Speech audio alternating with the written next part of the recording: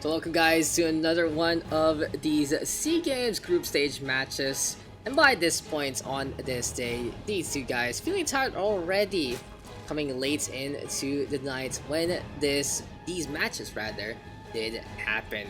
So let's not waste any time. Might be tired. We are gonna be introducing our players here on Ephemeron CVZ action. And here on the bottom right, we got Santos PH of NUKS. That Blue Zerg, other representative besides Ender, has always been in the scene, always been working so hard, persevering. He's been having tough times in terms of, he has so many responsibilities, working so hard to make the best career of himself. But he's always showed up in the PH scene, has been one of the mainstays, has been a big one, and well deserved to get that second slot. In the meantime though, his opponents on the top left, it's gonna be the Red Zerg Tran, or the biggest baddest of them all. It's gonna be MeomaikA, all the way from Vietnam. And you already saw, and look at his minerals already, guys. So extractor tech, always something that MeomaikA does, allows him to get that extra turn early. He does want to go for these early aggression pulls as quick as possible. He is gonna go for that second hatch though. So a little bit of that Zergling action at the start, maybe a queen. He does want to feel frisky, get some more spawn larva on in. But MeomaikA, man, master of cheese, and it really, when you see him, you have to expect aggression all the time. Now, does that make him an open book? Sure, from some instances, but at the same time, man, MeomaikA really gets in your head. The amount of attack he keeps on going with, how he counterattacks, how he surrounds your units, what units he goes on. It's trying to play rock, paper, scissors, but it seems like he always has ESP. He knows before the frame drops that's what you're gonna go for.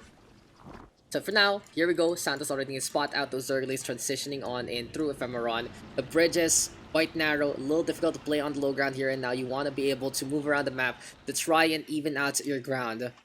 Because these ramps are big hits, are big pests to deal with, as well as those cascades. Overall, you want to have that defender's advantage, but for the time being, it's going to be NUKS getting two Zerglings out and about. He was in production a while ago. The drone looked to get surrounded. Will it actually go down? As 1 HP, here we go with the chase. Will it make it two? It's safety, not going to happen. So close, but no cigar. The spine of that drone just getting eaten on up. So sad, too bad.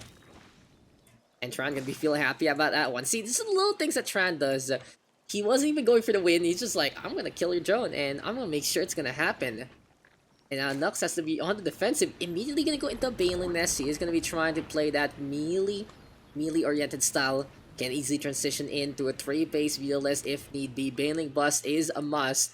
And you can also go for that hatch tech only. Stay on those roaches. But oh, Tran gonna be able to snipe that one Overlord. It seems like the Overlord was really going that queen on to do so.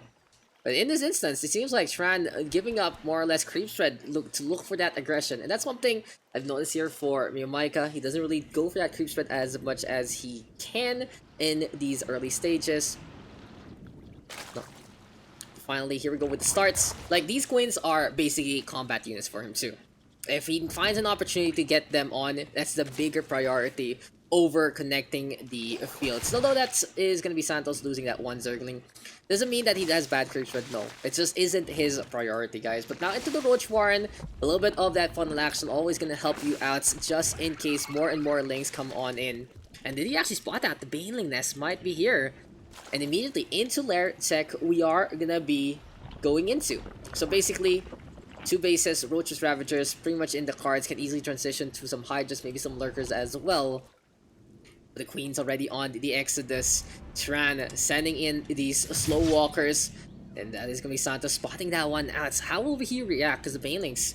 Sure, they're going to be able to get these kills on the Queens, but that's going to be a lot of soak damage. He wants to use the Banelings against more or less these small critters like the Zerglings, like the drones, and look how quick Santos is just running into the base. NUKS right now spotting out this lair, expecting some roaches. Already sees the first one hatching, and he has to be ready for these armored units. But no, MeomaikA already at his doorstep, doesn't even wait for the roaches anymore. And you can really see it's all about the aggression here. It's all about the fight for MeomaikA. Still though, he is supply block. He will lose one roach already. Good surround there from NUKS, but he has to try him back on that. And the chase is on yet again. Cue the Benny Hill music. Look at the run on away.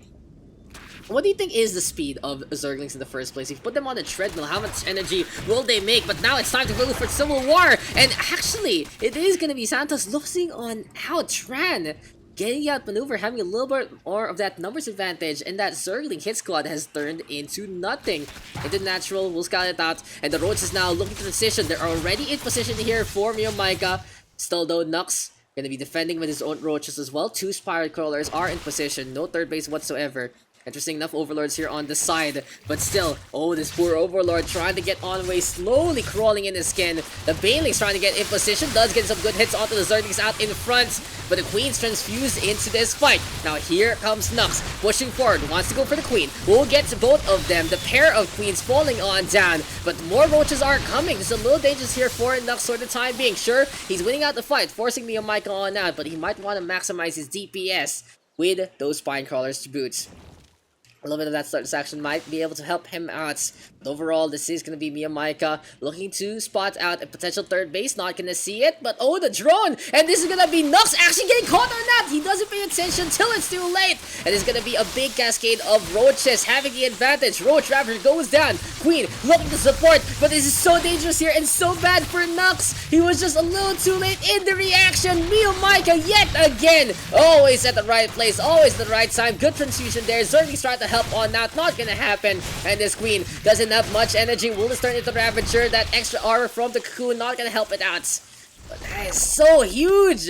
Tran getting in the way properly. He spots out the potential to actually go for that third base if it wasn't there already. Well, if only NUKS had it in the bag. I did see a hatchery in production. It was cancelled probably to try and get more money for Spines and Roaches. That is just so painful here for NUKS.